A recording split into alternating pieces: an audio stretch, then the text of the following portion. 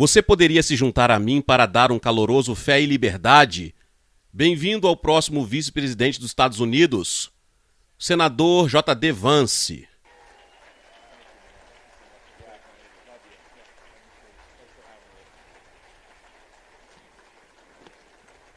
Obrigado a todos.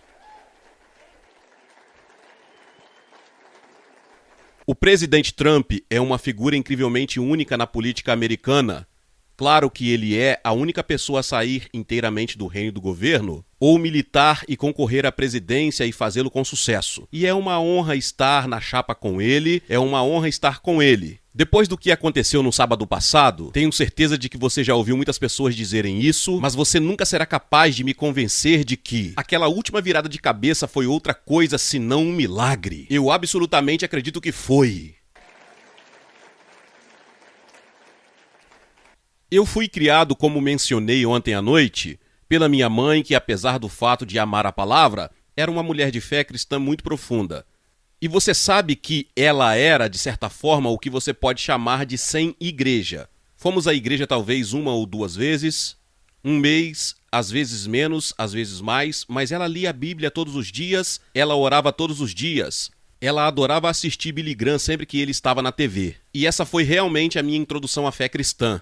E uma das coisas que eu aprendi, uma das coisas que tentei corrigir, e eu amo em meio a tudo isso, não é uma crítica, mas enquanto eu realmente acreditava, e acreditava apaixonadamente, havia algo um pouco superficial na minha fé. Quando eu era criança, e então, como muitas crianças que você conhece, eu fui para o exército, para a faculdade de Direito, e em algum lugar ao longo do caminho, aquela fé que se desenvolveu e estava germinando meio que evaporou. E então, quando eu estava na faculdade de Direito, comecei a me chamar de ateu, e havia certa arrogância nisso. Eu acho que havia essa ideia de que eu era inteligente e sábio, e eu sabia coisas que minha avó nunca soube. E eu acho que a arrogância motiva muito, francamente, da cultura secular em nosso país hoje. Mas para mim, o que realmente me trouxe de volta a Cristo foi encontrar minha esposa, e me apaixonar e pensar no que me era exigido como marido e como pai.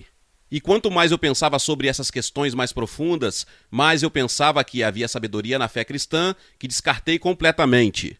E completamente havia ignorado, mas foi relevante para as questões que foram apresentadas na minha vida, como marido e pai. E assim é engraçado, minha esposa, apesar de não ter sido criada cristã, ela fez essa observação para mim quando nosso filho tinha cerca de 1 ano, e comecei a ir à igreja. E ela disse: o que você sabe, isso não é realmente minha coisa, eu não tenho experiência nisso, mas há algo sobre se tornar cristão, que é muito bom para você. Há algo sobre pensar sobre a fé cristã, há algo sobre praticar a fé cristã, que te torna mais paciente com nosso filho e torna você um pouco mais indulgente quando estou mal-humorado depois de um longo dia. E eu percebia que é isso que ela estava descrevendo. Ela não tinha um vocabulário para descrevê-lo. Isso é graça. E uma das minhas crenças realmente fortes é que graça não é essa coisa que acontece instantaneamente. Isso foi talvez algo que eu acredito que quando eu tinha 15, 16 anos, e eu acho que graça, do jeito que eu entendo,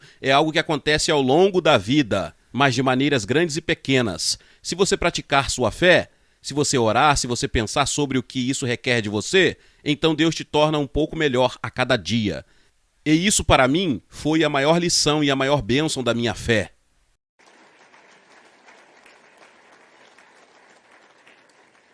Então eu fui batizado, na verdade, pela primeira vez, acho que foi 2018 ou 2019. Então eu meio que realmente voltei em grande estilo, e eu só amo fazer parte da comunidade da fé. Eu amo, sabe, levar meus filhos à igreja todos os domingos. Eu amo apenas as perguntas que eles fazem, e eu tenho um filho de 7 anos e ele é um menino, ele faz perguntas realmente brilhantes e algumas que realmente são estranhas. Perguntas sobre fé. Tenho certeza de que todos vocês têm essa experiência. Criar um filho na fé cristã, onde você vive isso, onde essas crianças inventam essas coisas. E essa certamente tem sido minha experiência em criar meus filhos. E Ralph e outros, se vocês tiverem algum bom conselho sobre como responder a essas perguntas. Acontece que meu filho tem 7 anos, já é mais inteligente do que eu. Ah, e isso é da mãe dele. Influência de sua mãe, eu acho. E eu aprecio o que você disse, Ralph, sobre minha esposa. Quero dizer, ela realmente é uma pessoa incrível e ela fez um realmente ótimo discurso e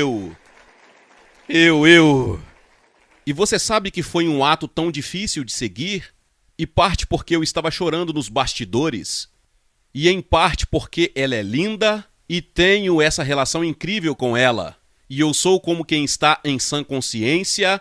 Achei uma boa ideia seguir essa pessoa e dar o maior discurso da minha vida e percebi que era minha ideia. Então você sabe, eu sou o culpado de tudo isso. E eu quero te contar uma história porque eu acho que... E de novo eu me motivei em parte por ter conversas com meu filho de 7 anos.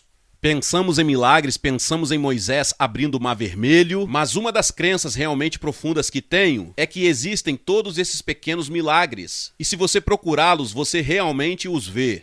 E eu vou te dizer, ontem de manhã eu acordei... Fui para a cama por volta de 1 da manhã e acordei por volta das 3:30 da manhã. E você sabe, minha mente está correndo. E eu sou o tipo de cara que eu durmo como um bebê. Mesmo nas últimas semanas, passando por esse processo de verificação para a nomeação vice-presidencial, eu ainda dormia como um bebê. Minha cabeça bate no travesseiro e eu apago. Eu acordo 6 horas depois e me sinto ótimo. É assim que sempre foi para mim. Mas por algum motivo ontem... Amanhã, do maior discurso da minha vida, eu tenho 2h30 de sono. Meus filhos não vão ficar acordados por 3 ou 4 horas. Então estou entediado sozinho, ansioso, pensamentos estão correndo pela minha cabeça 1 milha por minuto. E eu digo muito simplesmente que sou, depois de 30 minutos tentando, você sabe, contar ovelhas ou contar para trás de 500 a 1. Eu finalmente apenas digo, Jesus, por favor, me ajude.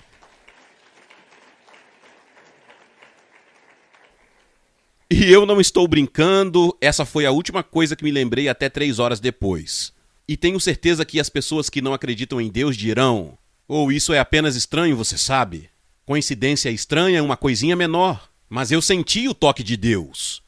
E eu acho que se olharmos lá fora e olharmos neste país, olharmos para o nosso passado e esperamos imaginar um futuro, lembramos que há muitos pequenos toques de Deus em nosso passado.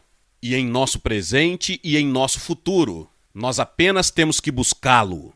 Obrigado, Deus abençoe vocês e obrigado por me receberem.